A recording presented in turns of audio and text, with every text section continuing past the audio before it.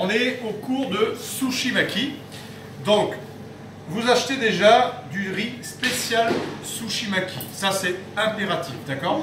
Parce que c'est un riz qui est gorgé d'amidon et c'est ce qui va faire que le riz va coller, d'accord? Donc, vous prenez pas un riz camarguais, un risotto, un riz basmati, ça ne marchera pas. Et là, quand vous avez acheté votre riz, vous ne pouvez pas le cuire directement, parce que si vous le cuisez directement, ça va être du béton armé avec l'amidon. Donc, vous faites couler l'eau froide, vous le mettez dans un tamis ou une passoire, et vous allez comme ça brasser le riz sous l'eau, le faire rincer bien comme ceci, et vous ne laissez pas tremper, vous laissez vraiment évacuer l'eau. Avec cette eau, ça va nous permettre d'avoir assez d'amidon pour coller encore, mais on est obligé d'évacuer l'amidon et on va devoir laisser 7 minutes pour le rincer. Une fois qu'on a rincé 7 minutes, on prend un bol et on va mettre 2 bols de riz, comme ceci, et on va mettre 3 bols d'eau froide, bien plein, parce que si on ne met pas assez d'eau, il ne sera pas assez cuit, et si on met trop d'eau, ben, il sera trop cuit, et du coup il va être très difficile à travailler. Donc pour qu'il travaille bien, hop, 3 bols d'eau pour 2 bols de riz. Je vous recommande. On va laisser évaporer toute l'eau, on va le remuer de temps en temps. Alors vous inquiétez pas, quand vous le remuez, des fois il accroche, c'est l'amidon qui se dépose au fond, c'est pas le riz qui brûle.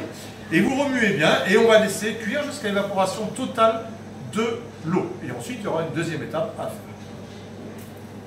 Du riz, tu vois, le riz tanguy, il a encore de l'eau, donc on le laisse encore bouillir. Et là, on va s'attaquer au saumon. Alors, vous prenez n'importe quel poisson, il faut toujours du poisson très frais. Tout à l'heure, on aura les Saint-Jacques super fraîches. Et quand tu prends un poisson entier comme ça chez ton poissonnier, ça te fait beaucoup moins cher que des fois si tu lui demandes de couper. Bien sûr, tu peux lui demander qu'un morceau, mais quand tu lui demandes un morceau, il te met 3 ou 4 euros de plus au kilo, que quand tu l'achètes tout fait, c'est quand même beaucoup plus simple. Alors, on va s'approcher. Tu désarrêtes avec une pince à épiler. Donc, tu vas dans la salle de bain, tu prends celle de ta femme et tu la remets discrètement.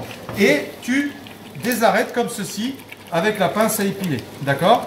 Donc, tu désarrêtes bien tout le poisson dans la longueur. Et à partir de là, tu peux t'entraîner sur des petits filets de poisson si tu ne veux pas risquer sur un gros filet de poisson. Et on va se rapprocher. Et là, regarde, tu incises ici entre la chair et la peau. Tu mets ton couteau à 45 degrés comme ceci. Et en fait, tu fais ce geste-là. Et en même temps, tu tires sur la peau comme ceci. Et tu vas jusqu'au bout du poisson. Donc là, tu vois, tu tires sur la peau tout en faisant le geste comme ceci. Et là, la peau est enlevée. Tu vois, nickel. Et là, derrière ton saumon, tu vas enlever, tu vois, ici, il y a tout le gras. Ça, c'est pas bon du tout. Donc là, tu dégraisses le saumon. Donc, tout en long pour dégraisser la bestiole. Voilà. Tu enlèves tout ça et tu fais ça sur tout le saumon. Alors, là, ils sont en train de dégraisser. Regardez comme ils dégraissent bien. C'est Théo, hein. Parti, hein. Théo qui dégraisse bien. Voilà. Et ici, regarde. Donc, le riz, deuxième étape du riz. Regardez. Fais un gros plan, excusez-nous. Voilà, l'eau est évaporée, vous voyez. C'est comme un risotto en fait, hein. Il est vraiment presque prêt. Et là, vous allez le couvrir comme ceci. Excuse-moi, oui, je fais une vidéo, après je suis à vous. Donc, on met comme ça un couvert ou un papier alu.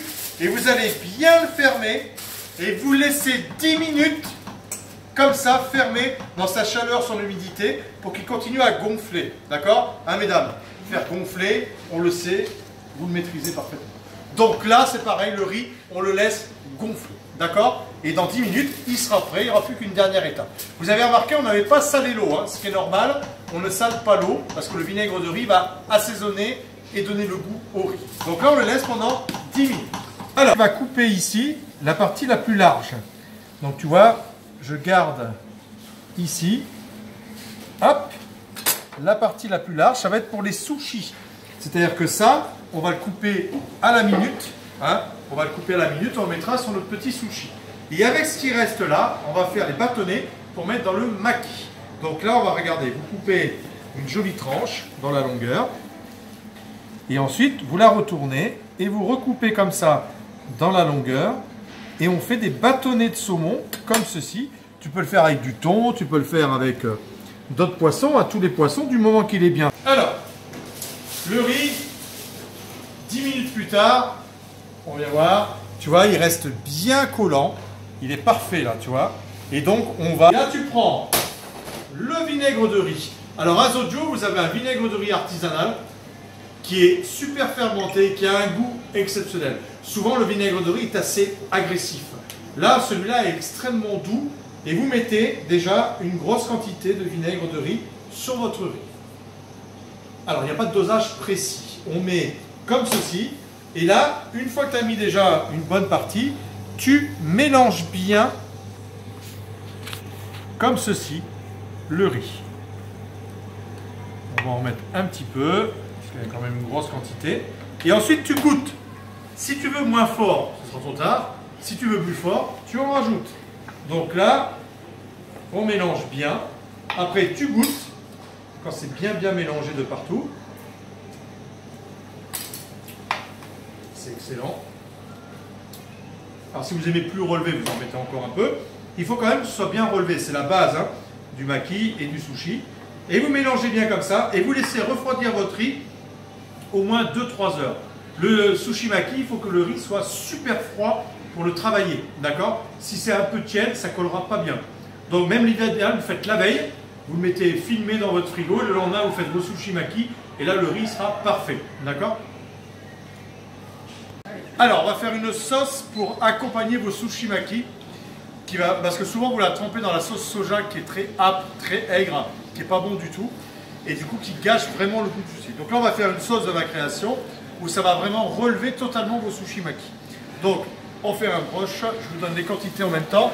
Les quantités sont à peu près... Là, c'est pour tout le monde. Donc, on va compter pour une bonne vingtaine de personnes. Donc vous divisez par 2, hein, si vous voulez faire un petit peu moins. C'est une sauce qui conserve très longtemps au frais, il n'y a pas de souci. Alors, on y va. On met une petite cuillère à café de wasabi. Wasabi en pâte. On y met du thé vert matcha. On va y mettre à peu près 2 petites cuillères à café. On va y mettre un mélange d'épices thaï. On met à peu près 2 cuillères également à café. On n'hésite pas. Hop, voilà. Et là, on va y mettre de la sauce soja. Donc là, on va y mettre, on va dire, à peu près 180-200 grammes de sauce soja. On commence à remuer en même temps que la sauce soja tombe, puisqu'un homme peut faire 2 choses à la fois. C'est pas grave, mesdames, je couperai le son quand vous faites. Tu filmes aussi, quoi. T'as pas confiance, quoi, en John. Ensuite, une fois que vous avez bien mélangé, vous mettez la sauce yakitori. C'est avec ça qu'on fait les marinades au Japon. Et là, vous mettez au moins 4 cuillères à soupe de sauce yakitori.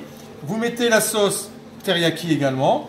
Pareil, 4 à 5 cuillères à soupe de sauce teriyaki. Vous mélangez. La sauce pimentée thaï, vous en mettez au moins 3 cuillères à soupe. De bonnes cuillères à soupe. Hein. Bonne cuillère à soupe. Et là, vous mettez une bonne dizaine de cuillères à soupe de sauce aigre douce. Les sauces wok que vous trouvez en supermarché. Hop, vous mélangez un petit peu d'eau, juste, on va dire 3-4 cuillères à soupe d'eau. Est-ce que tu peux me donner une... Non, c'est bon, j'ai une cuillère. Et là, vous trempez vos sushi maki dedans, comme la sauce soja, et vous pouvez même la goûter comme ça.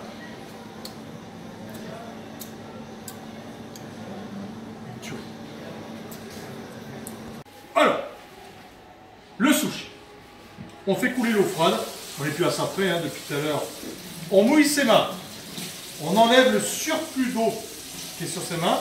On prend une jolie petite boule de riz, comme ceci, et vous serrez fort. Vous pensez à vos impôts, et vous serrez fort. On fait un gros plan, John. Donc là, vous serrez bien comme ça. Une fois que vous avez serré, vous faites une petite boule. Vous mettez bien votre main à plat. Vous mettez la petite boule là, et avec le bout des doigts, vous allez rouler comme ceci. Et là, vous formez votre petite quenelle qui s'appelle donc le sushi. On fait comme ceci et ensuite on le pose là. Je vais... Les sushis, donc ils sont très variés hein, parce qu'ils ont fait des sushis un peu de toutes sortes.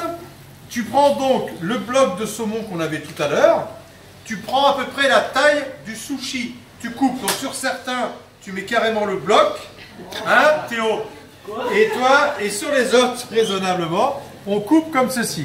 Vous ne coupez pas dans la largeur des filaments ici. Vous coupez dans la longueur, tu vois. Tu serres bien ton sushi, tu mets ta pointe de couteau là, et tu fais un aller-retour net comme ceci.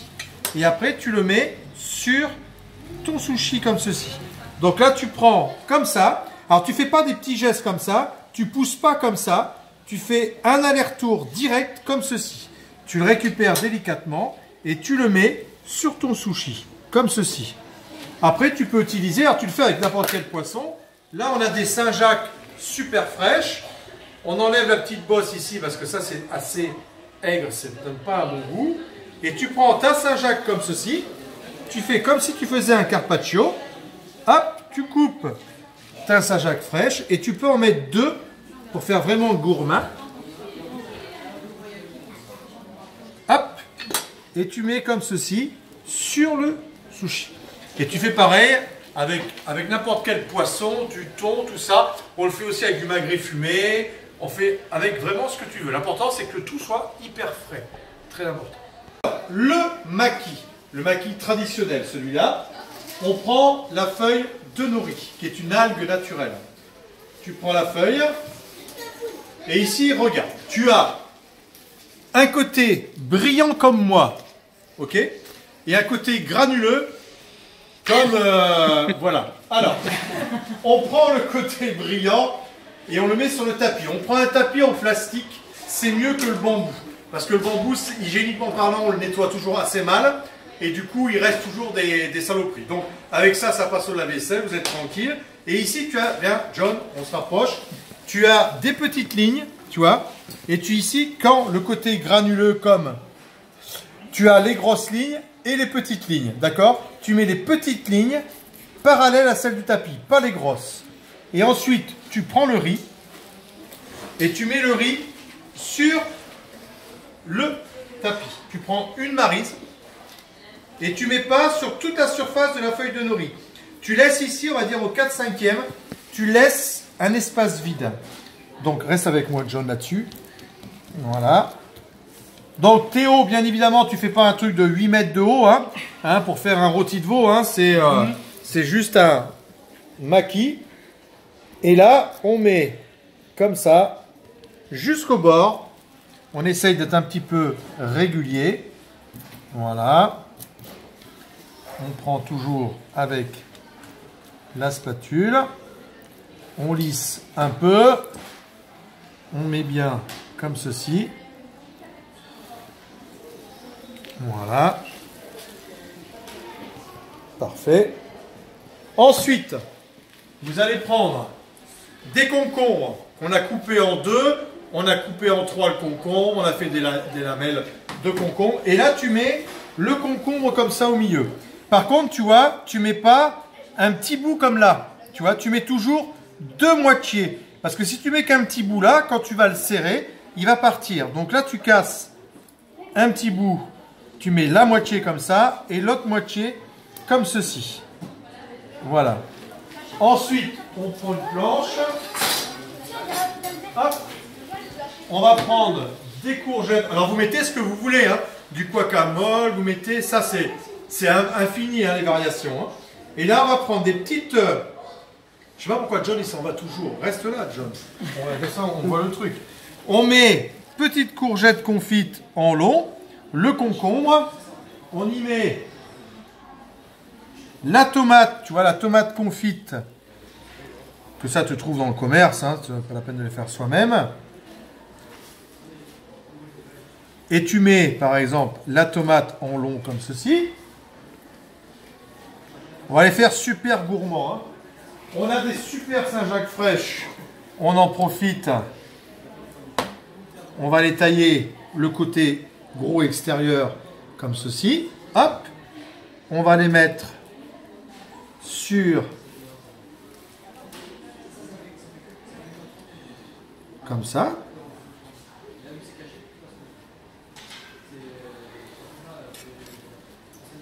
Ça va être gourmand.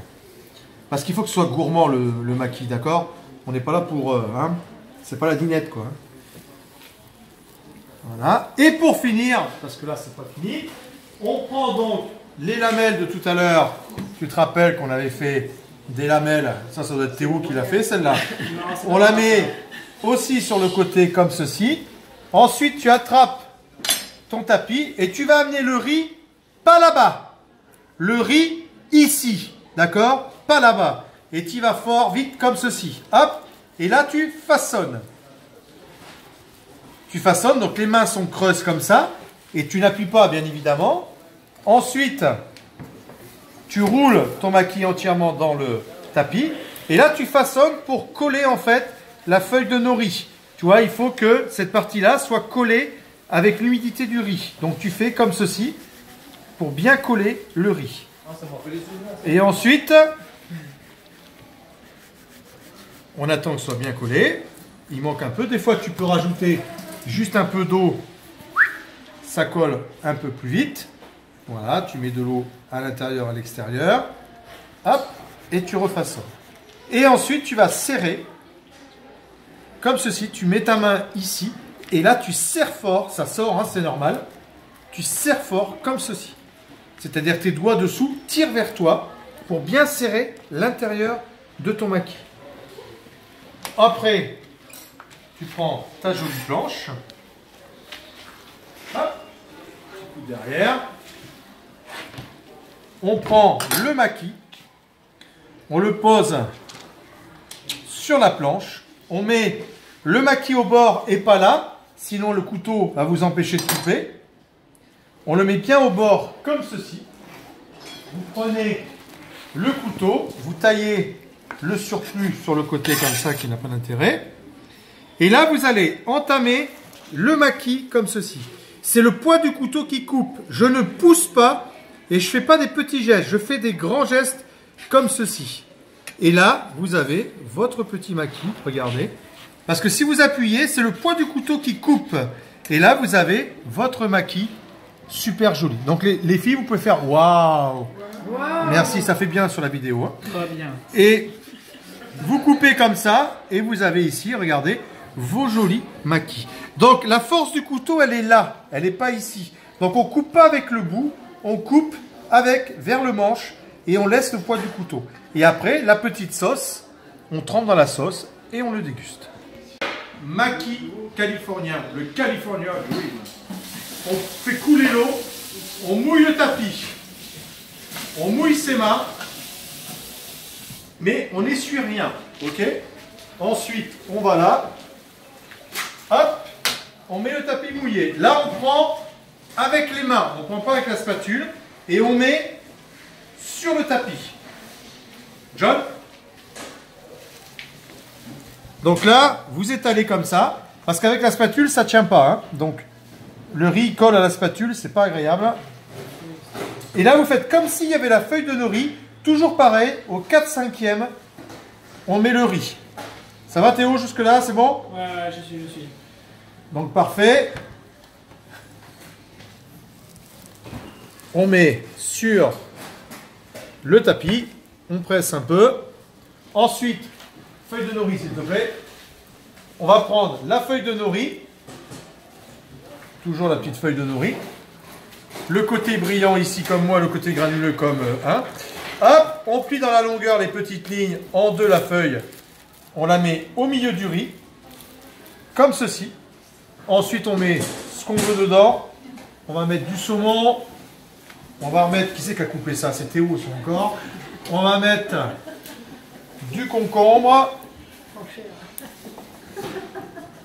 Pareil que tout à l'heure, on va le charger un peu.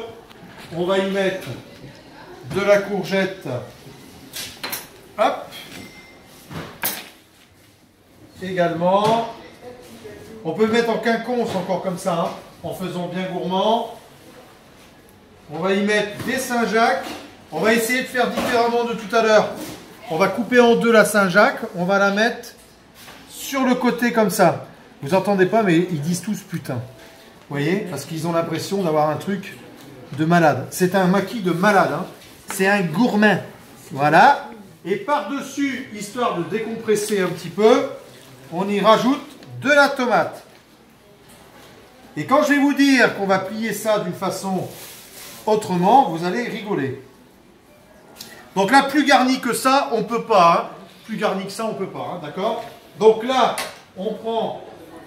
John, ici, on prend au milieu et on amène le riz pas là-bas. On amène le riz pas là. On amène le riz ici. Oh, oh, putain. Hop, et on fait comme ceci rapidement. Et là, on tasse légèrement. Tu vois, tu façonnes comme ceci. Là, on rigole plus. Hein. Hein, on fait moins les marioles, là. Hein. Et là, hop, comme ceci. Et d'un coup sec, je plie comme ça. Et je façonne de suite et je roule dedans. Et l'avantage de ce maquis, c'est que tout ce qui sort, je rebourre. Voilà. Donc là, je le façonne bien. Je bourre comme ça. Et là, je le serre comme tout à l'heure. Et ça sort, bien évidemment. Là, Théo, il dit, merci, chef, de m'avoir fait mon maquis. Donc là, une fois qu'on a fait comme ça, les graines de sésame, donc vous prenez des graines de sésame traditionnelles grillées, au Tex-Mex, au curry, tout ça. Vous prenez votre maquis, vous mettez le maquis, et vous mettez les graines comme ça, un par un, et vous tapotez comme ceci. N'importe quoi. On fait rouler comme ça. Une fois qu'on a roulé comme ça, on le met sur une planche. On va prendre un bon couteau. Hop. Tu vois, là, il s'ouvre encore. Alors, les deux côtés, en général, ici, c'est les plus fragiles. C'est les côtés qui cassent. Quand vous le transportez, toujours à deux mains. Jamais tout seul au milieu comme ceci, d'accord? Et on va couper comme ceci. Donc là, le premier est foutu en général, hein, je vous le dis. C'est souvent, eh ben non, là ça va encore à peu près. Et vous faites comme tout à l'heure, la base du couteau, on laisse le poids du couteau tomber. Et regardez-moi cette beauté, comme c'est magnifique, tu vois, avec les graines de sésame autour. Et tu coupes comme ça. Voilà, et là tu prends la sauce, comme on avait dit tout à l'heure, tu trempes dans la sauce.